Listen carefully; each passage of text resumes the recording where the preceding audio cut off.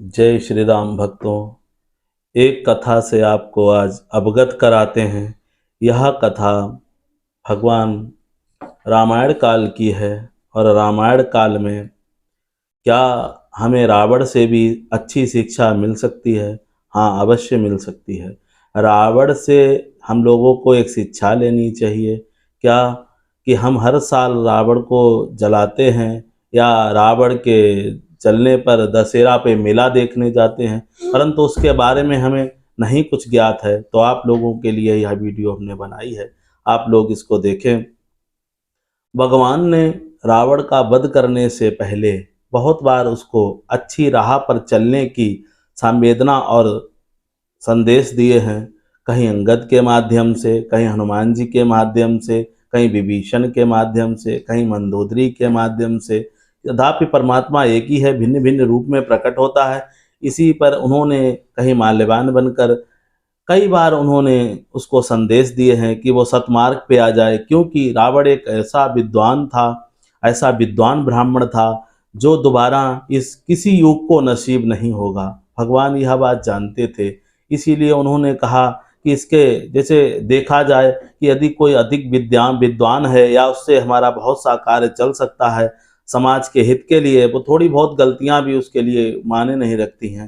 तो इसी प्रकार उसके लिए भी भगवान ने कहा कि अच्छे रास्ते पे आ जाए, परंतु नहीं आया।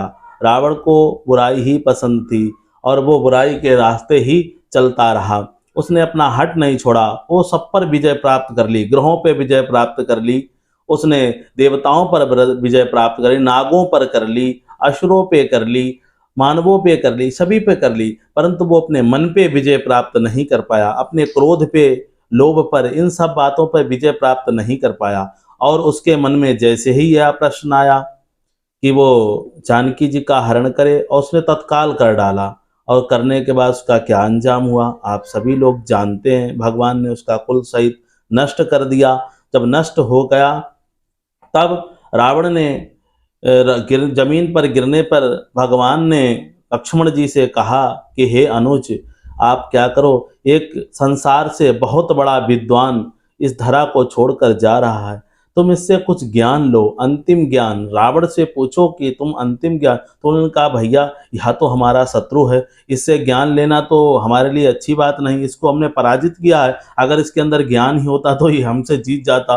परंतु भगवान ने क्या कहा, नहीं ये अति विद्वान है, इससे अगर संधि भी हो जाती तो अच्छी बात है, कुछ मोल देकर भी अच्छे पुरुष से संधि करना अच्छी बात है। यद्यपि इसमें बहुत सी बुराइयां थी परंतु कुछ अच्छाइयां भी थीं।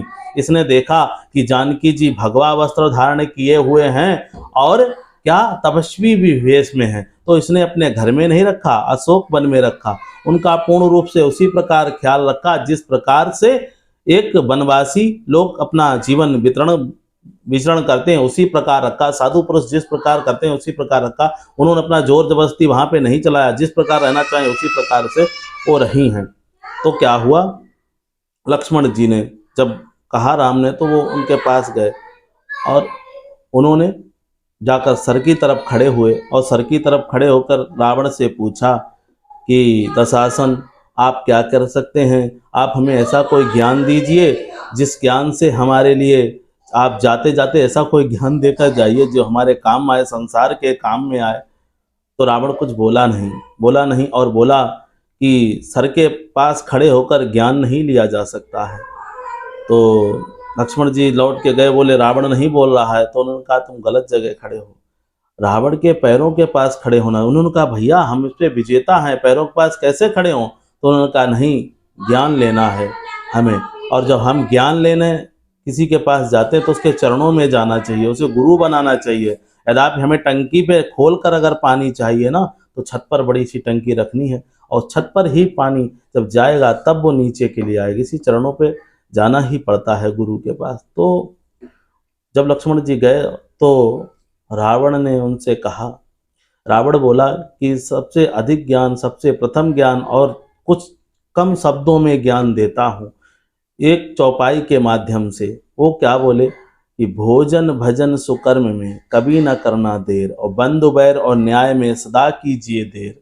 इस बात को कानून भी मानता है, क्या है कि आप भोजन करने जा रहे हैं तुरंत कर लीजिए, सत्कर्म करने जा रहे हैं, दान करने जा रहे हैं आप तुरंत कर लीजिए, अपने लिए कुछ लेने जा रहे हैं तुरंत ले लीजिए, घर मड़ैया बनाने जा रहे हैं आप तुरंत बना लीजिए। नहीं तो क्या होगा, नहीं तो वो समय निकल जाएगा और आपका कहीं न कहीं पर कुछ ना कुछ ऐसा अनिष्ट हो जाएगा जिसके कारण आपको वो पैसा या कुछ रखा हुआ तो वो खर्च हो जाएगा। कहीं न कहीं पैसा रखा है तो वो रखा नहीं रहेगा, कहीं न कहीं खर्च होना ही है। तो और बंधु बैर और न्याय में मतलब भाई के साथ में अगर बैर हुआ है, किसी और के साथ में किसी से विरोध हो गया, वो भाग के आए कहे भैया चलो मेरी फला जगह लड़ाई हो गई, तो उससे कहो नहीं 2 मिनट बैठ जाओ, 2 मिनट के बाद चलना, क्योंकि तुरंत-तुरंत आप जाएँगे तो सामने वाला मूर्ख की तरह बोलेगा और आपको क्रोध आएगा। आप उससे कुछ कह देंगे तो फिर वो रार बढ़ने का डर। इसलिए थोड़ी देर में जाइए, जितना टाल सकें युद्ध को टालते रहिए। राम ने भी यही किया, जितना टाल सके उतना युद्ध को टाला, पर टलने वाली चीज़ नहीं थी तो वो नहीं टला। परंतु तब भी आप कोशिश तो कर सकते हैं, आप टालिए। तो उन्होंने कहा मैं अच्छा कार्य करना चाहता था, मानवों के लिए, दानवों के लिए मैं स्वर्ग की सीढ़ी बनाना चाहता था, परंतु नहीं बना पाया क्योंकि मैंने आजकल करके टालता रहा और बुरा काम मेरे मस्तिष्क में आया और तुरंत कर डाला, मेरा विनाश हो गया। इस प्रकार से रावण ने लक्ष्मण जी को संवाद में समझाया और फिर कहा कि किसी और के भरोसे, किसी और की ताकत पे, किसी और के पैसे पर आप कभी मत इतराना। अंटी में, जेब में जो पैसा आप उसी के भरभरोसे पे इतरा सकते हैं और आपके पास जो है उसी पे, जितनी ताकत आपके अंदर है उतनी ही लड़ाई लड़िए, उतना ही सिस्टम बनाइए, किसी और के भरोसे नहीं। अगर आपने किसी और का भरोसा किया, उससे कह दिया भैया ये सुबह इतना पैसा हमें दे देगा, नहीं दिया तो क्या कर लेंगे आप? कुछ नहीं कर पाएंगे। तो आप भगवान ने अपने जरिए ना बोलकर रावण के मुख से बुलवाया है। लक्ष्मण जी को अच्छा ज्ञान दिया, संसार को ज्ञान प्राप्त हुआ रावण से। तो रावण भी बुरा नहीं था, अच्छा व्यक्ति था। उस पर भी हम कोई ऐसी वैसी बात कमेंट ना करें, परमात्मा का ध्यान करें। जय श्री सीताराम बोले, क्योंकि मरते हुए उसने भी ये बात मान ली थी और राम का लोहा माना और श्री सीताराम का जप किया, श्री सीताराम का नाम लिया। जय श्री राम।